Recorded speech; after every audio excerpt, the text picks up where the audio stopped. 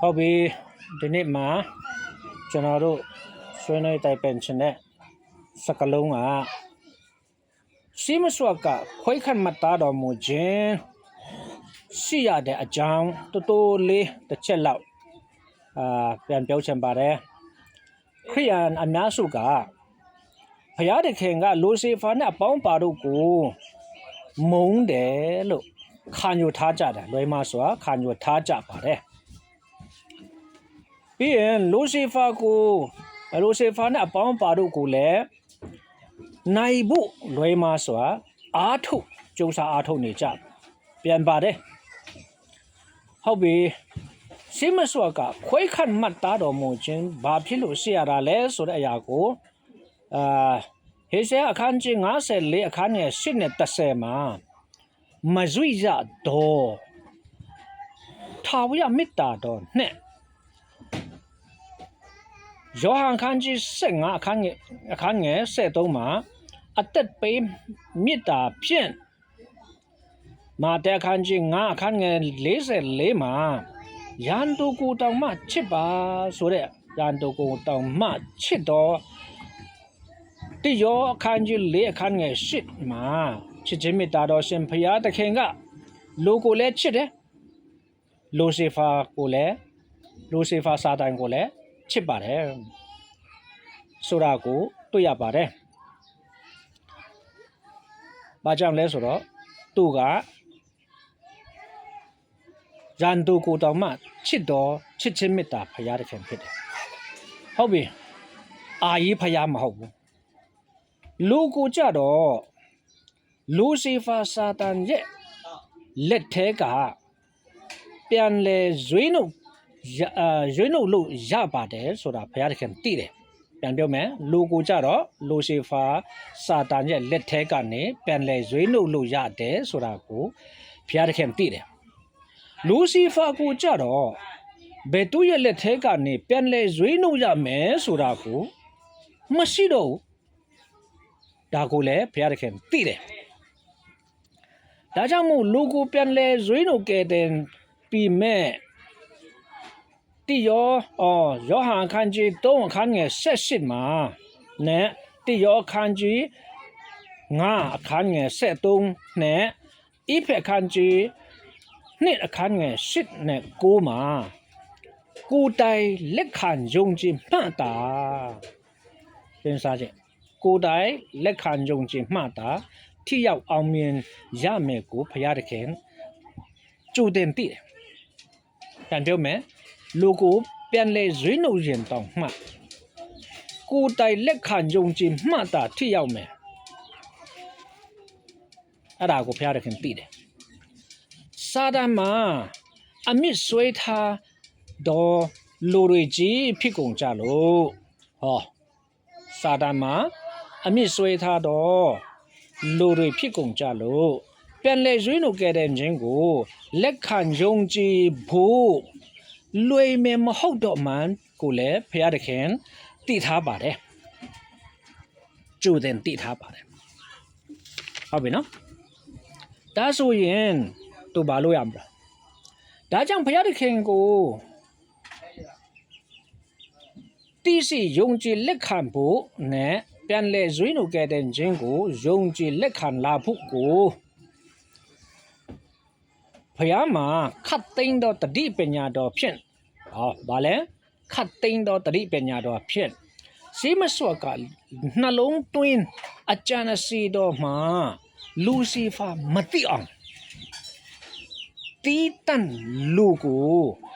ခွဲခန့်မှတ်သားရတော့မယ်ကိုလည်းဘုရားသခင်ကြိုတင်တည်ထားပေးတာပါ၎င်းစိမစွာကခွဲခန့်မှတ်သားတော်မူခဲ့တော်လူစီဖာလူတို့ခဏပြန်ပြောမယ်၎င်းစိမစွာကခွဲခန့်မှတ်သားတော်မူခဲ့တော်လူတို့အပေါ်မှာမဇွိရတော်ထာဝရမေတ္တာနဲ့အသက်ပေးမေတ္တာမှလာတော့အပြစ်များလည်းပြန်လွတ်စေဆိုတဲ့အတိုင်းထက်အလွန်များလာဆိုတော့ကျေးဇူးတော်ကိုပေးပစ်မှတာလူစီဖာစာတန်နဲ့အပေါင်းပါတို့ကနိညမပြတ်အပြစ်တယ်လို့မရတော့မှာကိုလေ ဖယားတခင်ကကြိုတင်တိထားခဲ့ပါတယ်။ဩဒါဆိုရင်အဲ့လိုမလုပ်ဘူးဆိုရင်နိညမပြတ်လူစီဖာနဲ့အပေါင်းပါစာတာနဲ့အပေါင်းပါတို့ကနိညမပြတ်အပြစ်တင်မယ်ဆိုတာကိုဗျာဒီအထဲမှာပြောထားပေးတာလေဆိုတော့အဲ့ဒါတွေကိုလည်းအောင်ပေးသားဖြစ်အောင်လုပ်ပေးလိုက်မယ်ဆိုတော့အစိမစွတ်ကခွဲခတ်မှတ်သားတော်မူခဲ့တော့လူတို့အပေါ်မှာမရွရတော့ထာဝရမေတ္တာနဲ့အသက်ပေးမေတ္တာမှလာတော့အပြစ်များလျက်ပင်လွတ်စေဆိုတဲ့အတိုင်းထက်လွန်များလာဆိုတော့ကျေးဇူးတော်ကိုပေးပစ်မှတာလူစီဖာနဲ့အပေါင်းပါတို့ကနိညမပြတ်အပြစ်တင်လို့မရတော့မှာကိုလေဖယားတခင်ကကြိုတင်တိထားခဲ့တာဖြစ်ပါတယ်ဟုတ်ပြီပြန်လေဇွေးနုကဲတဲ့ခြင်းကိုလက်မခံမယုံကြည်တဲ့သူတို့နဲ့ဖယားတခင်ကိုပုံကန်တဲ့အကုတူကိုဇွေးလုတ်တဲ့လူစီဖာနဲ့အပေါင်းပါတို့က၎င်းအံွယ်မေတ္တာနဲ့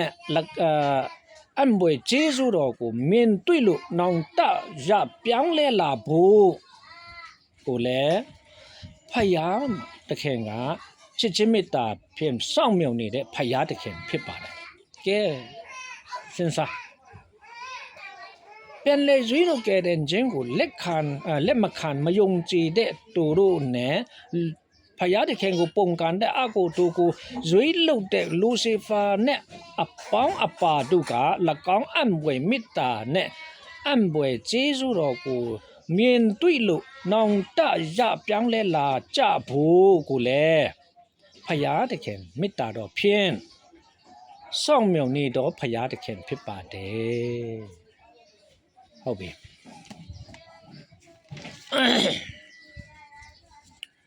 ကဲလူစီဖာစာတာနဲ့အပေါင်းပါတို့ကဘယ်တော့မှနောင်တရပြောင်းလဲလာမှာမဟုတ်တော့ကြောင်းကိုလည်းဖယားတခင်ကကြိုတင်သိထားပါတယ်ဒါကြောင့်မို့မရွရတော့ထာဝရမေတ္တာတော်ကြောင့်စိတ်ရှိစွာဖြင့်မေတ္တာကိုအရင်ခံပြီးစောင့်မျှော်နေဖို့ကိုလည်းဖယားတခင်ရဲ့တာဝန်ဖြစ်ကြောင်းကိုဖယားတခင်သိထားပြီးသားပါကဲပြန်ပြောမယ်နော်ရှုပ်မှာဆိုလို့မရွရတော့ထာဝရမေတ္တာတော်ကြောင့်ဒါစိတ်ရှိစွာဖြင့်မေတ္တာကိုအရင်ခံပြီးစောင့်မျှော်နေဖို့ကိုလည်းဖယားတခင်ရဲ့တာဝန်ဖြစ်ကြောင်းကိုဖယားကသိပြီးသားဖြစ်ပါတယ်ကဲဟုတ်ပြီအံွယ်မေတ္တာတော်ကြောင့်ဆုံးမှုအများကြီးကြတဲ့ကဟုတ်ပြီနော်နောင်တမရမပြောင်းလဲခြင်းတဲ့လူစီဖာစာတာနဲ့အပေါင်းအပါတို့ကိုအပစ်စီရင်တော်နှစ်မှာဖယားတခင်ကကြိုက်တယ်လို့အပစ်စီရင်တာမဟုတ်တော့ဘယ်သူတို့ဇွေးလုတဲ့အကုတို့ရဲ့အကျိုးကြောင့်တာသူတို့ခံနေရမယ်ဖြစ်တော့ကြောင့်ဖယားတခင်ကဖြောင့်မတ်သေးကြောင်ထင်ရှားမယ်ဖြစ်ပါတယ်ဟုတ်ပြီအံွယ်မေတ္တာတော်ကြောင့်ဆုံးမှုအများကြီးကြတဲ့ကနောင်တမရမပြောင်းလဲခြင်းတဲ့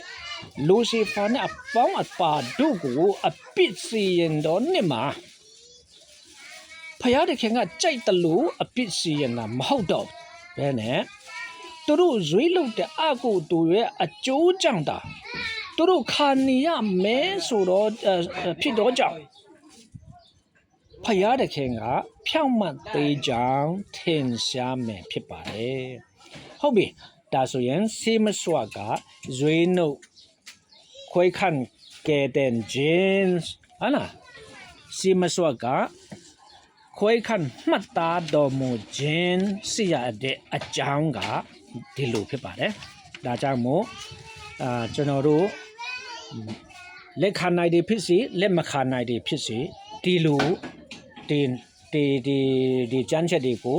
ကောင်းလေးပြန်လဲဆင်ခြင်လိုက်လို့ရှိရင်အပေါ်အတွက်အဖြေကအောက်မှာအဖြေအတွက်အပေါ်မှာအဲ့လိုကျွန်တော်ပြောထားတာဖြစ်ပါတယ်ကျမ်းစာတို့ရောက်တိုင်းပေါ်မှာဆင်